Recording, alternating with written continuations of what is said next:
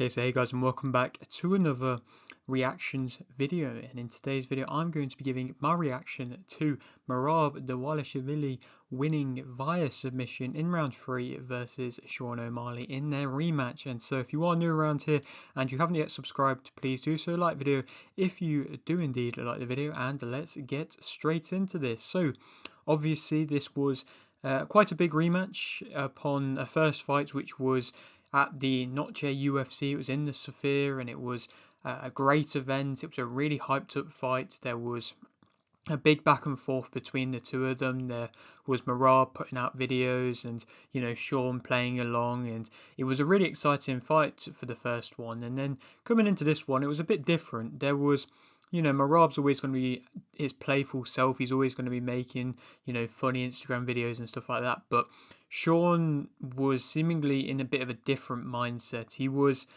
still feeling somewhat confident, but he was coming into it a lot more, I don't know which way is the best to put it, monotone to an extent. He was very seemingly focused, dialed in, locked in, what you want to see from a fighter, but doesn't necessarily mean that it's always gonna play out the way in which we kind of expect. And just because you are maybe more mentally locked in and not having the outside world distractions, I suppose is one way of putting it for Sean O'Malley, but it doesn't exactly mean that you're going to be able to come in there and change completely as a fighter, because quite often when you are this upcoming fighter who's unbeaten and somebody who is really exciting and has the fans behind them and the hype behind them, that's what makes you a fighter. That's what makes you, so good, when you're flowing, when you're fighting with confidence and you just have that extra ability about you. But Sean O'Malley seemed a bit out of it, to be completely honest. I mean, he came in with even just his hair changed, the cornrows, no more of the bright, colourful hair. He seemed, like I say, very locked in, very dialed in. He wasn't his cocky, confident, kind of arrogant to an extent self. He was very, like I say, focused, and he seemed at the same time a bit, I don't know if it was fed up or just not as wanting to go out there and put on a show. He was more wanting to just really try and put on a performance of whatever he kind of has left, and it just didn't fill me with confidence going into the fight that we would see a different Sean O'Malley. And I saw somebody compare what O'Malley has been through in his career to that of a Cody Garbrandt, and I think it's a real good comparison, to be honest. I mean, he was an upcoming fighter who had a lot of hype behind him, Garbrandt, and then he went on to fight, I believe it was Dillashaw at the time, and lost in that one, and in a fight in which, he didn't really deserve, I suppose, too much. And then he went on to then go on to fight in a rematch, and then he lost quite badly. And it's a similar type of comparison because there was so much hype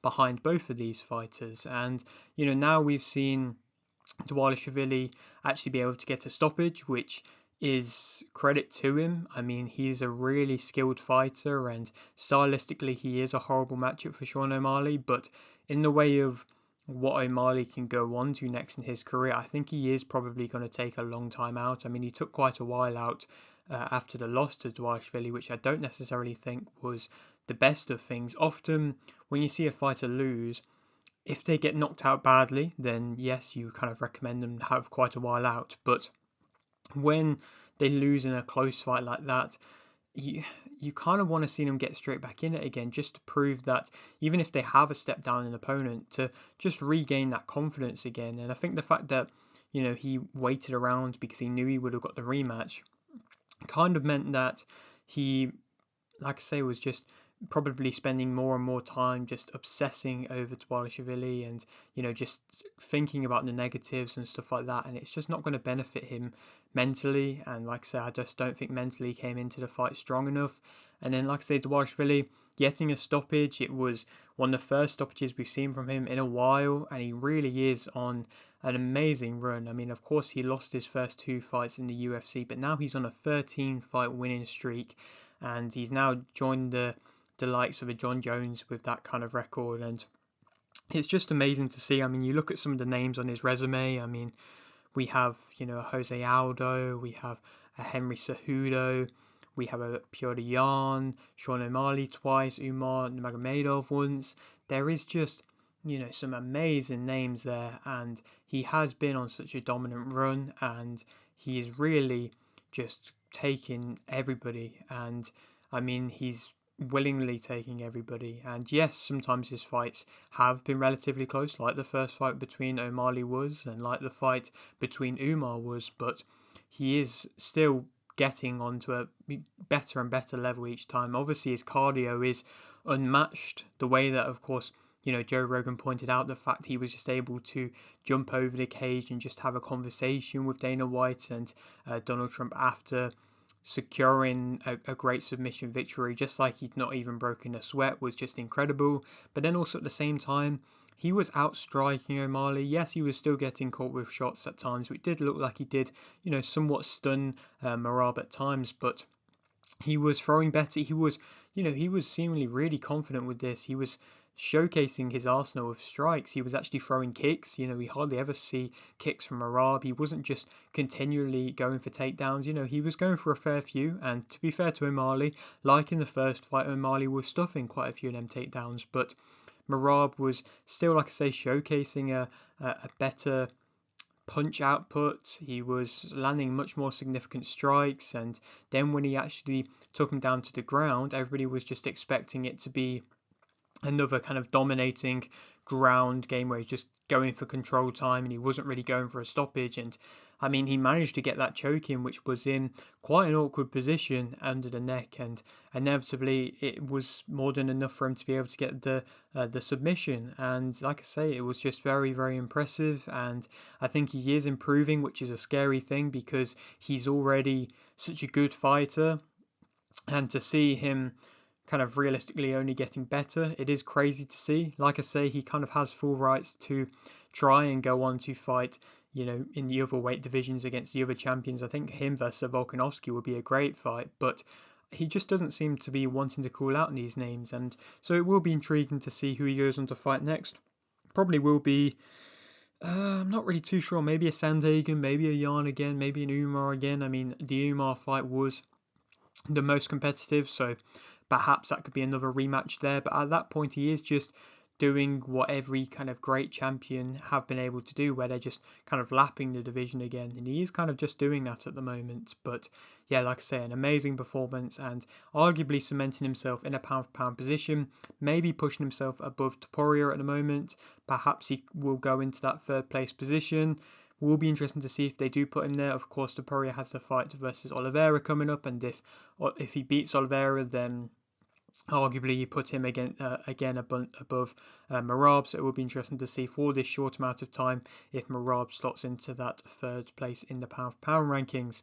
But to go speak about a few other fights on the card, Kayla Harrison also became UFC bantamweight champion by defeating Julianna Peña via submission in round 3. And again, that was an excellent performance. She pretty much fought to an exact game plan that she wanted. She was outstriking her, using her range in that element. Peña just didn't really seemingly want to try and take Harrison down at all. She knew she wasn't physically strong enough.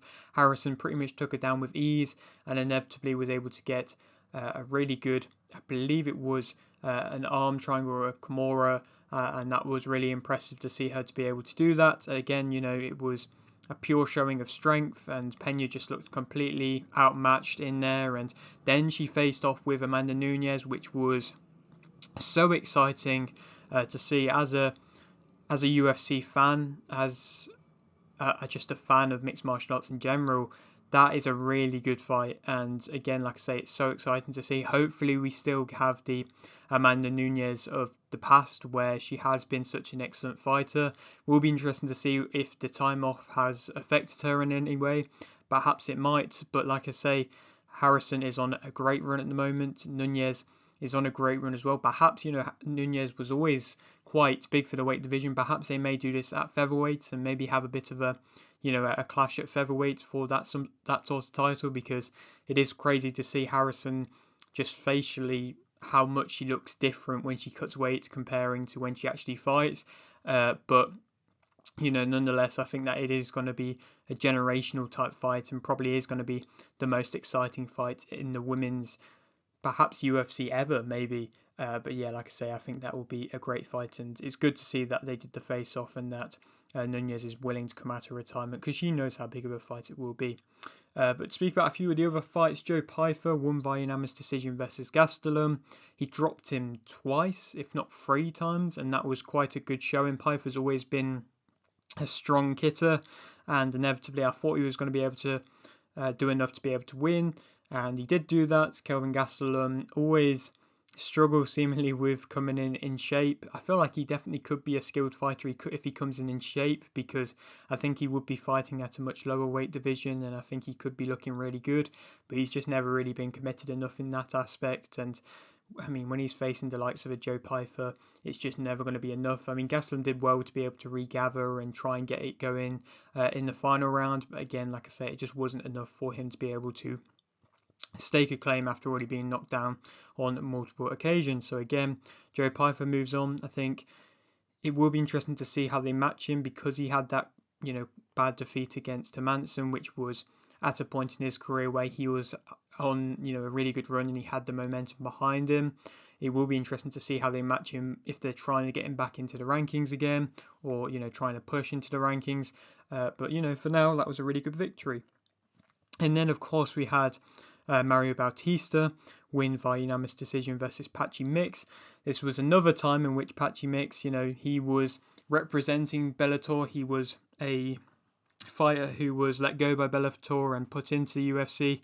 And yet again, he was going up against to be fair, not even that highly ranked contender in the division. And just like we saw a couple of weeks ago with Patricio Pitbull, it just wasn't enough for him to be able to win. He looked poor. He was talking a lot before fight week about his resume and who he's beaten, and saying that he's beaten much better guys than everybody on this kind of scene in the UFC, but he just looked so poor. He didn't really get his wrestling going at all, which he is pretty much known for, and Bautista was able to be slippery as he always is and just kind of box around him. And Bautista now is on a good run himself, to be fair, and perhaps is getting himself, in a good position to get a top ranked fight now. But Bautista still not a fan favourite, I believe, because, everybody was upset that he beat Aldo, but still Bautista, that was a good performance from him, and showcased that,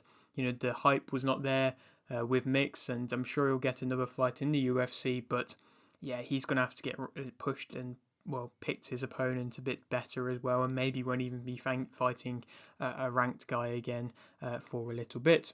And then one final fight in which I wanted to speak about was Kevin Holland winning via submission round 2 versus Vicente Luque.